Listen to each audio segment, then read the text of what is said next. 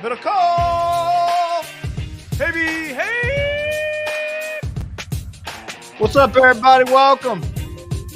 John, why do you have your hands over your face? Because, guy, I'm doing the podcast in the dark. Just me, my thoughts, and your voice in my ear. Do you think you could make it 4 days all alone in the dark? Aaron Rodgers planning to go into a blackout basically for 4 days, just a man with his thoughts. Could you make it 4 days? Sometimes I walk across the street to the little store, or I take the dog on the walk without my AirPods, and I go, I made a mistake. So under absolutely no circumstances could I go 4 days in the dark. You've been to the restroom without your phone lately? Just end up like, oh my God, is there a pack of wipes or some shampoo bottle around here I can read? I wonder what it says on the back of the crest. I'm like, oh, this body scrub has been down here in this basket for 7 years. Let me read the ingredients on this bad boy. And then it turns out all you had to do was pee. It's like, man, I couldn't go 30 seconds without reading something. This guy's going to go 4 days in the darkness. I'd imagine that's also a cleanse, no eating. You know, I saw the tweet that I sent you from one of the Packers beat writers who said that, there were some follow-up questions, like, are you wearing clothes, that sort of thing. I did not read the answer, although I would think can you be in a dark room? You can walk to the bathroom, no, unless it's part of the experience, just sitting in your own. Is he playing up to into this, or is he actually doing this? It's hard to tell. I don't know. I kind of watched bits. I tried to go watch the interview, and I did see him address the rumors that his golf handicap was suspiciously low, something you first mentioned to me. And then I saw Josh Allen kind of accuse Aaron of it. And Aaron said, I've played this thing 5 events. I've only made the cut once. He goes, it's the handicap they gave me. I saw Isn't Tron, that just based on the scores that he has recorded? Tron Carter says when you're an amateur and you play in this event, like a celebrity or one of these athletes, you are locked into the handicap based on the last time you played the event. So even if he's improved, let's say the last time he played this event was last year, if he's made some progress, so he's gone from a 10, let's say he's playing it now a 6, it's locked in the last year. Wow. And he did have a good point. Like, I wouldn't have broke 90 when I saw that part too at Pebble. And, you're a 10 handicap that could shoot 80. You could have a hell of a 15-hole stretch and people are going to get mad at you. Darkness Retreat, CH99 on the stream tells us it's what it's called, a Darkness Retreat. Darkness Retreat. So you can do that with Mark Davis and Max Crosby in the cigar bar. Is he there visiting Raider quarterback Jimmy Garoppolo? Why would he be with those guys? Good point. Raiders are going to build up Brady's return. They're going to shift their focus to Aaron, and they're going to end up with Jimmy. I mean, that's what's going to happen. Or like Andy Dalton. Yeah, or Andy Dalton. But, you got the Garoppolo. We don't talk about the Garoppolo-McDaniels connection. John, before we dive into some of the quick headlines of the day, and this is a shorter show today, if you're on YouTube, like and subscribe. We appreciate the subscription. If you're listening to the podcast, check out the YouTube. It's in the podcast description. If you're watching the YouTube, check out the podcast. It's in the podcast description. Before we dive into a few things, like I said, it'll be a little quicker show today. Let's tell the people about our friends at Sleep Number. Sleepnumber.com/ham. Sleepnumber.com/ham. Whether you like sleeping a little softer, John's Sleep Number is 40. You like a little firmer, my Sleep Number is 55. Sleep Number's got something for everybody at sleepnumber.com/ham. Yep, I love sleeping in the cold. Sleeping in the cold for me helps me sleep deep. Little darkness and then I retreat. wake up, a little darkness retreat in the ice cold. Wake up and at 'em, ready to kick ass, take names, like we're doing right now on this Super Bowl week, and we sleep great because of our friends at Sleep Number. Yeah, sleepnumber.com/ham. 8 out of 10 couples prefer different mattress firmness. That's where the Sleep Number smart bed comes in and allows you to adjust the firmness on each side. And if you're like John, you like to sleep ice cold in your personal darkness retreat, guess what? Sleep Number has innovative solutions like temperature balancing bedding and the new 360 smart bed, the Climate 360 smart bed, which actively cools and warms each side to keep you sleeping just right. Yep. Why choose proven quality sleep from Sleep Number so you can bet on yourself and those that you care most about. And now discover special offers for a limited time at Sleep Number Store or sleepnumber.com/ham. Sleepnumber.com/ham. All right, John, we have news today. The 49ers have hired a defensive coordinator. Kyle Shanahan has made the call. Steve Wilks is the 49ers' new defensive coordinator. Wilks, of course, was the Panthers coach this year. Interim head coach. He was he was not the defensive coordinator. Maybe it was pass game or run game coordinator, and maybe assistant head coach or something like that. But then, of course, he took over after the Niners got Matt Rule fired and had a pretty good year, all things considered, down the stretch.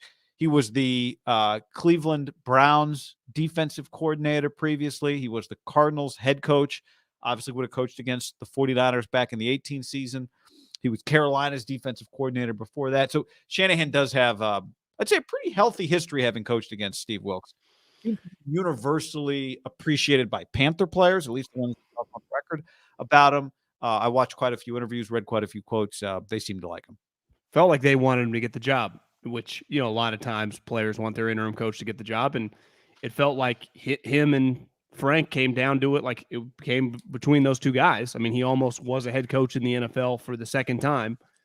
And I was hard on him for his one time as a head coach. And listen, Vic Fangio's a $6 million defensive coordinator right now. He's just not a head coach. Like, just because you're not a good head coach, or maybe you go to a terrible situation, does not mean you're a good position coach. These guys are really lucky that, the salaries are Steve Wilks probably making $2.5 million, so being the number two, especially in this situation, is an incredible job. Now he looks, you and I were both saying, and sometimes it's the gray, he looks a little older than he actually is. I would say by his picture, I was like, God, this, a little older, 60-year-old. He's 53 years old, which, historically was like right when guys became head coaches in the NFL. So, the 49ers, I would say defensively, they started this thing in 2017 with Robert Saleh and had D'Amico on the staff. So their two defensive coordinators had been here the entire time, right? When Robert got the job, they transitioned pretty seamlessly into D'Amico. This is the first time I'd say like legitimate pressure on just an outsider coming in. Obviously they don't have no matter what, there's no change on the offensive play caller, but the defense, which has been since they got good in 19, has been, a major reason they have been really good 3 of the 4 years. And even the year they sucked in 20, their defense was pretty fucking good. So the standards are pretty high, I would say, defensively. It's a fantastic job to take, but it's also a pressure job to take. Yeah. There's no like next year 9th in the league in defense. That's probably a problem. Yeah, it's D'Amico was promoted from within, like you said. Robert Saleh, they all came from the outside. But the situation that Robert Saleh came into was very different. In part, that was 2017. Those were different players by and large than are here now, with a couple guys, Eric Armstead, Jimmy Ward, although Jimmy might be gone. I think he's gone. That defense was 27th. He was taking over the defense that had been 27th in the league in points per game.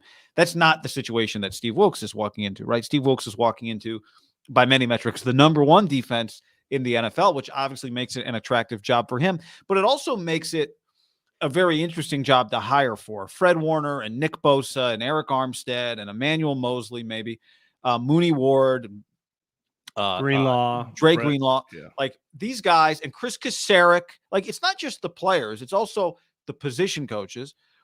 Like, they know what they're doing. They know they're really good at doing what it is they do. So as you called it a risk before when you and I were talking, I think you're right. Like, this is a very, like, you need a guy who can command a room, who has confidence in what he does as a coordinator, and can hit the ground running, because this group would sniff out a fraud very quickly. Or not even a fraud, just somebody who's not ready for the moment or is a little over their head. And that's not what Robert Saleh walked into. It is kind of what D'Amico walked into, but D'Amico has, a very good rapport already with a lot of guys. And as it turned out, he had the goods. So and had just known every guy that was starting personally, right? Right. They had reason to believe in him. Yeah, I think that Steve Wilks brings a lot of legitimacy to the position at a time when you really probably you would have been taking a risk if you were bringing somebody in to coach guys who already know they can be the number one defense in the NFL. Well, I think it's fair to say that they needed a guy who'd been a defensive coordinator. They couldn't take a risk with a first-timer. D'Amico was unique because, like I said, he was on the staff. You couldn't take a first-timer from outside. That's, I think trying to make up a pitch on the fly in the World Series. It's just you couldn't afford to screw that up. And Kyle's had a pretty good track record, right? I mean, the last two defensive coordinators are head coaches in the NFL. And this is a guy that, I mean, he clearly people think highly of him, runs the same defense, which I would say is clearly very important to Kyle. He's verbalized that. He now is backing up through his actions.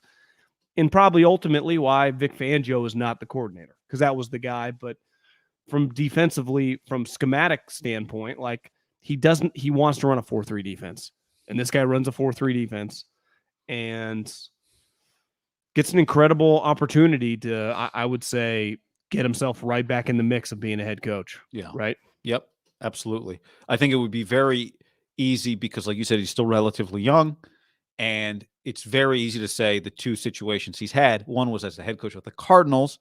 Now maybe they're going to hire one of the coordinators from the Super Bowl, but they've yet to hire a coach.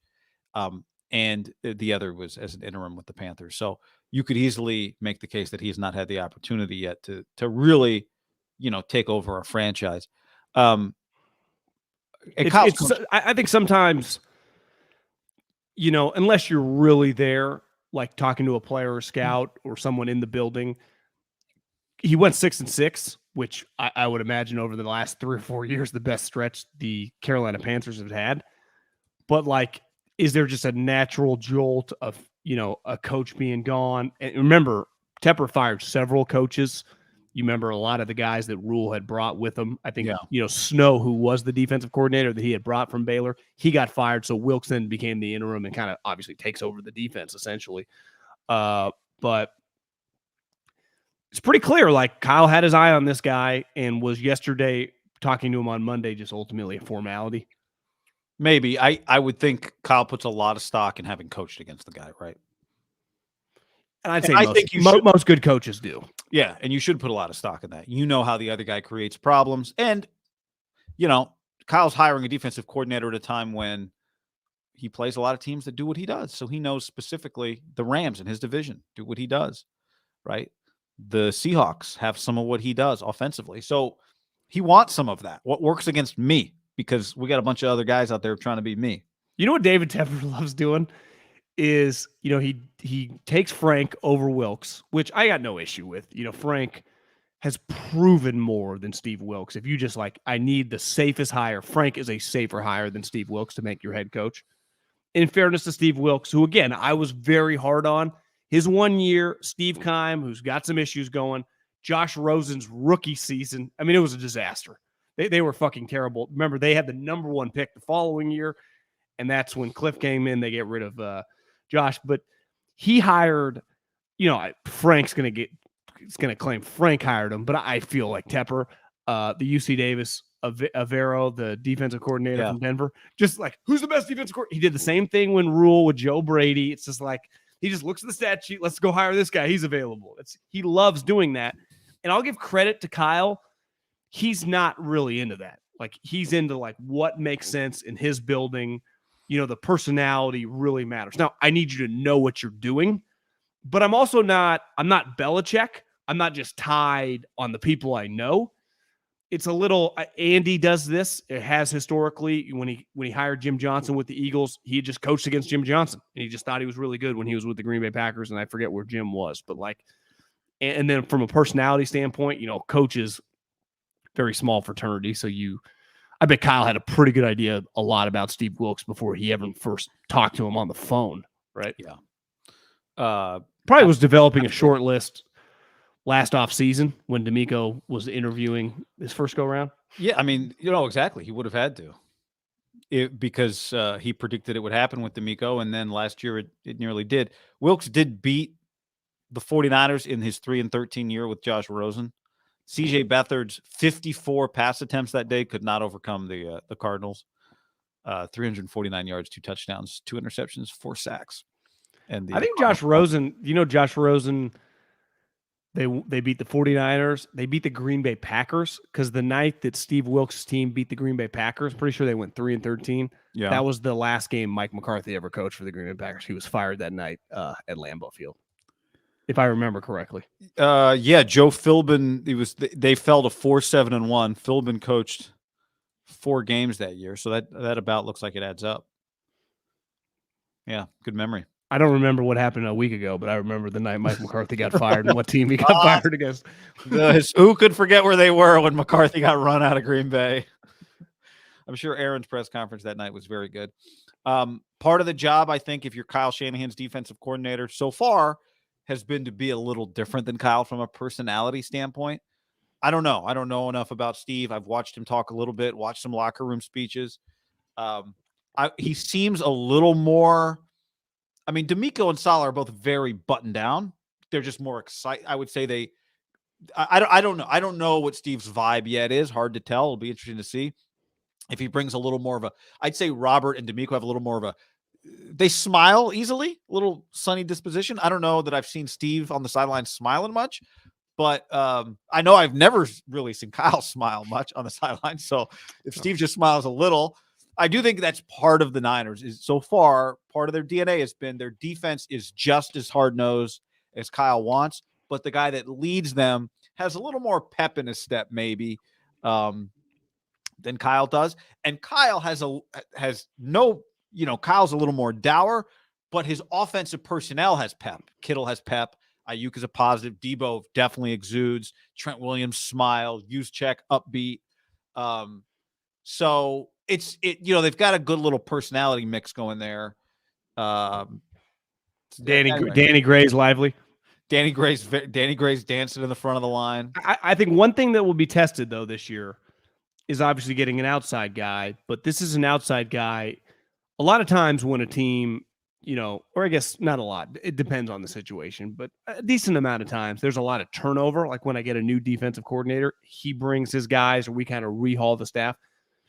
This is an outside guy coming in who is, and rightfully so, forced to work with a very established defensive line coach who, from a financial standpoint, I don't have Jed's books, but there's a chance that they make the same amount of money. So this is a guy that's used to doing things a certain way. Now, it's part of the job, and a linebacker coach who, Johnny Holland's been here for a long time too. So these are... You're forced to work together. And I say that sounds negative, but it's not like, Wilkes has this defensive line. That's not even an option. Like you're just kind of coming solo. Maybe he gets to bring one guy. I don't know. But the core of this team, the linebacker unit and the defensive line, that ain't changing from the message that those guys get, the way they're wired. Obviously, new healthy influences are, it's a natural thing in football, but you could argue it's the offense that needs it more. Yeah, but the head guy ain't listening to anybody. Like, Kyle, now hear me out on this Croft-Reddick matchup. This is what we do. I was at the gym listening to Lombardi. He's like, Purdy should have stepped up. It's like, yeah, I mean, fuck, why? Even if he had stepped up and the guy was coming untouched, If the best argument for why you should have that matchup is this is just what we do, somebody from the outside might have said in the meeting, can we not do that today? Just that one thing right there today. Can we not do that today? Is Kyle hoping that Reddick has like 3 sacks in the Super Bowl? And it's like, no one can block him. Guys, what do you want me to do? Yes. Yes, he probably is. Does it make it look better if he's the Super Bowl MVP? Yeah, although I think it looks worse. I think you kind of, in a weird way, Kansas City winning this. You don't want to have. I think it's painful if you lost to the Super Bowl champs that way. Well, if the Chiefs win, they also beat you 44-7. Which, yeah, you can take that. I mean, you got blown out by the Eagles too. Let's not forget. We just pretend. Well, I mean, you just depends who you ask. Scoreboard was the scoreboard. True. Scoreboard was the scoreboard. Tim Kawakami wrote in The Athletic today about the 49ers relationship with Jimmy Garoppolo. And one thing he wrote here was this. Yes, the relationship between Garoppolo and Shanahan/Lynch seemed to have gone a bit south in the days or weeks leading up to the NFC Championship game in Philly. I don't know if there was a specific blow-up or conversation that led to this. I don't know what the main issue was. And then he goes on to talk more. You can read more about it in The Athletic. Now, what could you possibly have a disagreement about with an injured player? As far as I can tell, it's only one thing. Return date. Yeah. Or the severity. Remember Mac Jones and Belichick, severity of injury. Severity of the injury. Jimmy broke his foot week 13. And at the time, they said there's an outside chance he could possibly return. So if there was some disagreement, I guess it could be, hey, Jimmy, I know you're not active anymore, but it'd be great to have you around to help out the young guys. I doubt Kyle would ask Jimmy to do that, right? I don't think, would that bother Kyle if Jimmy weren't around in the meetings as much? Or remember you noticed several weeks ago, like, is Jimmy on the sidelines? Is Jimmy still on this team? It was a pretty major injury, right? A broken foot. He was going to be out for the foreseeable future. And even talking NFC Championship game at that time, because I remember the first couple weeks were like, could he return for the playoffs? It was just kind of generically. And then as Purdy started doing well, it got a little more specific. Could he come back at the second round? Could he come back for the championship game, Super Bowl? Like, everyone was always trying to put dates on it. And in fairness to Kyle, he never really, he was always, I would say, pretty loose and just open. You know, he was never concrete about, like, we feel very confident mid-January he'll be ready to join the group, right? He never boxed Jimmy into that. It was weird because it was just like Purdy or death, because Josh was never really discussed, in fairness, right? Not externally, but I'd have to think internally the staff had to know. And again, we're like really going, this is kind of conspiracy theory stuff here. But the question is, what would have happened that would have soured their relationship in the days or weeks leading up to the NFC Championship game? Like, why is the when here relevant? Because it's not like Kyle and Jimmy were best friends a year ago. So, you know. But they were friendly enough that. They were friendly enough, no question. But why is the when here relevant? And I had to think internally, John, don't you think for a franchise that struggles to make it through a season with a starting quarterback playing all 17 games in the postseason, et cetera, they had to know every game they played, and they played, you know, a lot of them, with Josh Johnson one snap away from being on the field. Every game they played like that was a game they were putting their season at risk. And so maybe it wasn't so much about like Jimmy should be back as it was, is it possible Jimmy was rehabbing his foot, a broken foot, which you should not fuck around with a broken foot. You come back too quickly from that, you could ruin your career.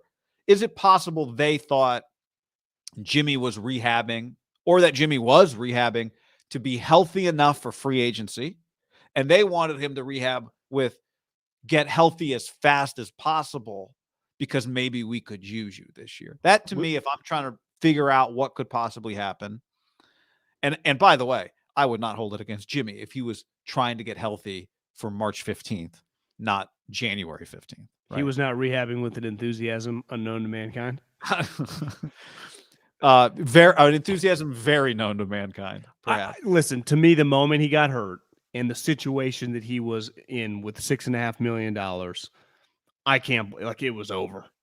Like, I always thought the talk of him coming back was, I didn't put much validity to it. You know, and I think it was kind of capped off. I guess Tim's writing this, they were already angry at him before, but like Jimmy was in La La Land smiling on the sideline in Philly 28-7. So it's like, I think he was just kind of checked out. Now, you could argue if he was completely checked out and the team was checked out on him, why do you even bring him around? Right? Because Trey was already there on the sideline and it had been talked about. You said you had heard Tim Ryan say that, you know, he was helping, him and Purdy were working together. So it's not like Jimmy was also there signaling. I'm not saying Tim's wrong by any means, but if they really were kind of angry at him, would they have brought him on the game? Maybe they were still hoping that there's a chance that if they get to the Super Bowl, he would be willing to do it. Why not? Like, what do you have to lose? It's not like he's a malcontent, right? Yeah, there's a line between the situation was weird. You could argue, like, once he breaks his foot, because it got pretty normal. Once he came back, he became the starting quarterback. but he would still have his Jimmy moments where they were clearly weren't in love with his play. Let's not act like he was lighting the world on fire, when he was playing. I do just wonder if he broke his foot, like most human beings, as Kyle said remember he said in this press conference, like, it's over. Maybe that's what Tim's also alluding at, like why he was so aggressively saying like it's over. Like he doesn't even want to fucking. He was very dismissive, right? No, it's over. Now it could be as simple as Jimmy. It could be if you're going to go. Well, maybe Jimmy told him, like, guys, I got to go somewhere else. But it felt like it was Kyle saying, under no circumstances. Was it last year when asked about it? Like, was that when Kyle gave the quote, like, we don't even know if we're all going to be alive tomorrow? Yes, that was last. When they're trying to, like, could Jimmy be back? And he's like, I can't. I don't know. Was that? Yeah, that was last offseason. Because they were asked a lot of questions last offseason about the trade. Remember, it was like, when are you going to trade him? How are you going to trade him? When's he going to get traded? Is he going to clear? What's he going to clear? And that was really more questions about Jimmy Garoppolo, I would say, leading up to the draft than anything Trey related. Because it was just, what could they get for this guy? Could they get a second-round pick? Could they get a third-round pick? And those guys are like, we don't even have offers. And, then he got the surgery and it got weird. They've been in a roller coaster business relationship with this guy for a couple of years. Julian Edelman on the I Am Athlete podcast. We go into week 4 and Jimmy was practicing and then just decided not to play. Jacoby played with no ligaments in his thumb, which you can't do that as a quarterback. You can't grip. And it's your shoulder with Jimmy. Remember that? Maybe it was Martellus Bennett said something, and then Edelman kind of backed it up. I would say the only thing I would push back on that, not saying obviously it happened, Julian was there, is he was young. He was trying to prove himself. He did prove with the 49ers last year playing through injuries. Right? He had a fucked up thumb and a fucked up shoulder, and he played. So, now he was getting paid a lot of money, so it's a little different. Remember, he was just a late second round pick, trying to eventually become a starter. I do wonder if we looked at all these different, does some players approach some of these? I mean, look at Lamar. He just tapped out. Here's what you can't deny. I'm just saying when I've experienced him last year, he played through injuries, not very well, but he did. Yeah. But I would say like Lamar, you mentioned Lamar. What you can't deny is when your quarterback is not your long-term quarterback or your quarterback's not under contract for a long time, when there's a lot of money on the line, your motivations and your quarterback's motivations, or just any player's motivations, may not be the same. And the 49ers, now through 6 years of the Kyle Shanahan era, and still not having a franchise quarterback, you open yourself up to situations where what the team wants is not what the player wants, and what's best for the player is to do something that may not be what's best for the team, because the player then puts their career at risk for a team that has not reciprocated, right? Yeah. And here's Mahomes on a 10-year. Now maybe who knows? Maybe all these situations are different. A high ankle sprain is not a broken foot, but here's Mahomes on a 10-year contract, not going anywhere for the foreseeable future, doing whatever it takes to stay on the field with the Kansas City Chiefs. Well, he was actually the opposite of players and coaches, right? He actually was acting like the coach, like, I'm not leaving this game. And the coaches are like, go to the locker room. And why are the coaches doing that? Because we got you for 10 years. Exactly. They need him healthy for the big picture. Yeah. So this is whatever's going on, whatever happened with Jimmy and Kyle, it is somewhat a result of the fact that the Niners don't have a franchise quarterback. They have not found one yet. Maybe it's Brock, and hell, Trey's. It's one of my things this offseason. We'll talk more about it. Wouldn't you say the Jalen, I mean, he's battling injuries, but in his mind, he probably feels like I'm going to be here with the Eagles for long term. I think Jeffrey Lurie even hinted at that because he doesn't have a contract yet, but he's battling through an injury. Right. It feels like Purdy's hesitant or going through and maybe this is human nature when you have an injury of, that level of going, can I avoid surgery? Because I don't want to give up my spot. Because ultimately I want to get to the spot where they have to treat me like that.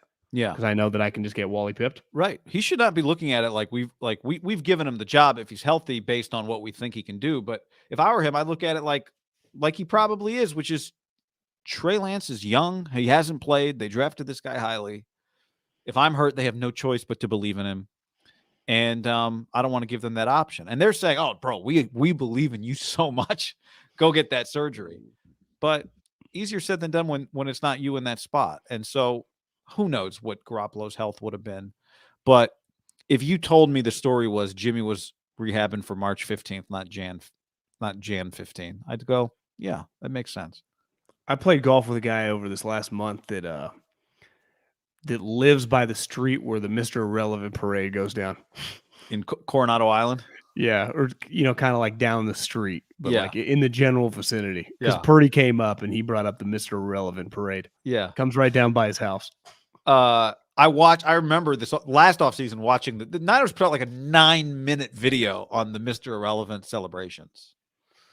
And it's like Brock and like some just like kayaks with random people. It's like part of the event. It's very weird. Why they raise money for a local charity. I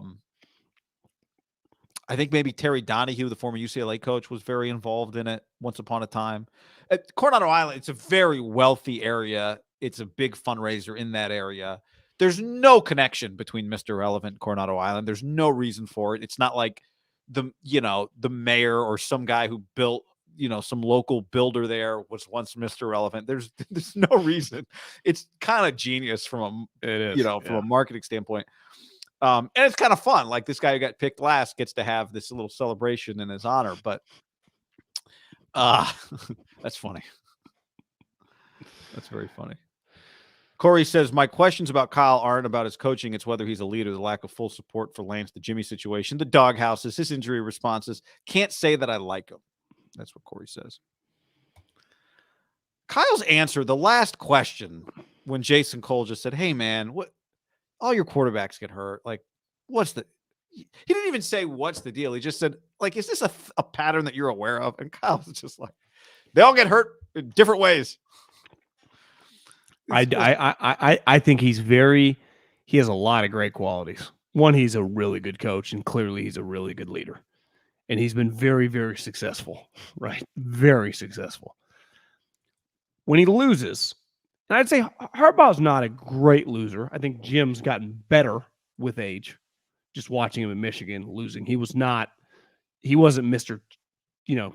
Smiley either after losses when he was the Niner coach. But Kyle, unlike Jim, was clearly not going to be here long. Kyle, you're not going anywhere. I think he could just resonate a little bit more with the consumer who desperately wants to just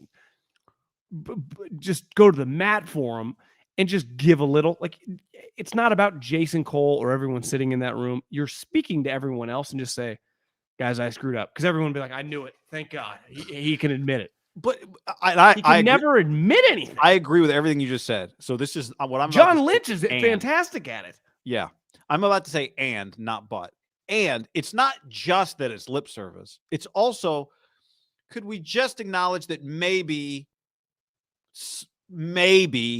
there's a little flaw in the system? Maybe that it's not a flawless system. Andy doesn't run the ball. We'll see. Not a flawless system. Pretty good system. Not flawless, right? We'll see if it costs him Super Bowl. If Andy loses the Super Bowl, I mean, we'll have lost a lot of big games. Will he lose big games? Because what are you supposed to do against this Eagles team? Run the ball. Well, the Chiefs can't run the ball. Is that going to cost them this Super Bowl? It might. It might cost them this Super Bowl, right?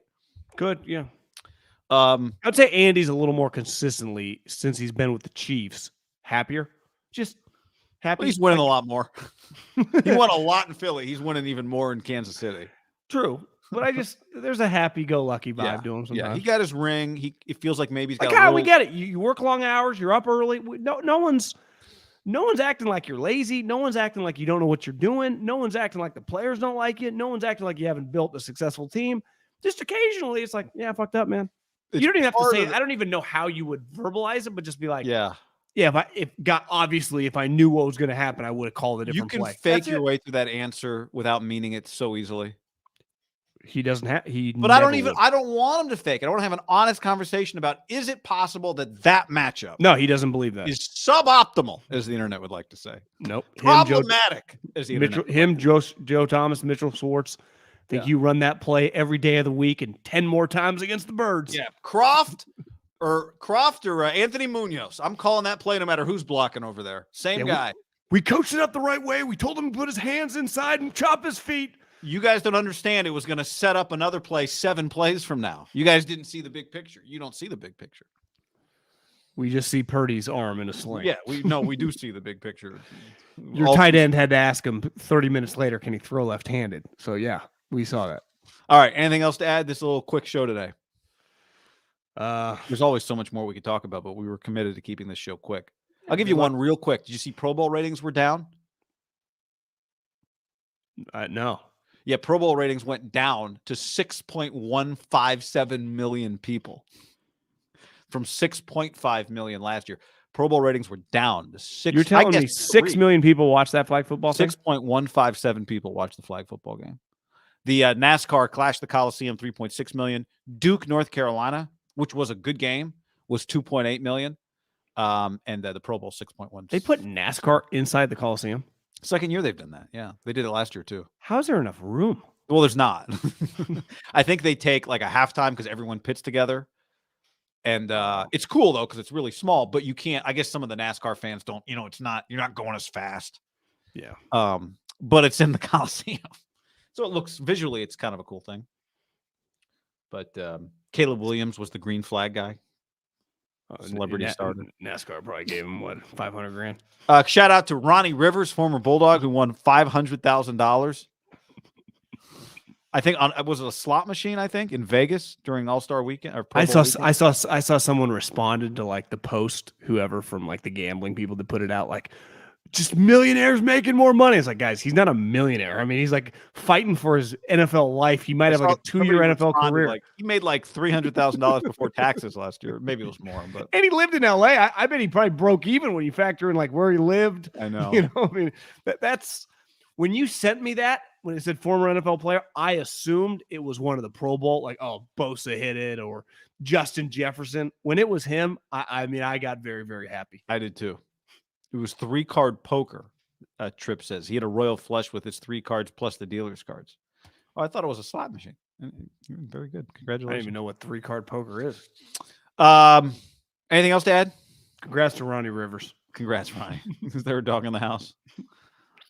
18-year career for the Bulldogs, get you 500. Fresno State's all-time leading rusher. What else? Anything? We got to go? That's all I got. All right, y'all. Thanks for hanging with us. Thanks for the quick show. Share it, and we'll talk to you soon this week. Later.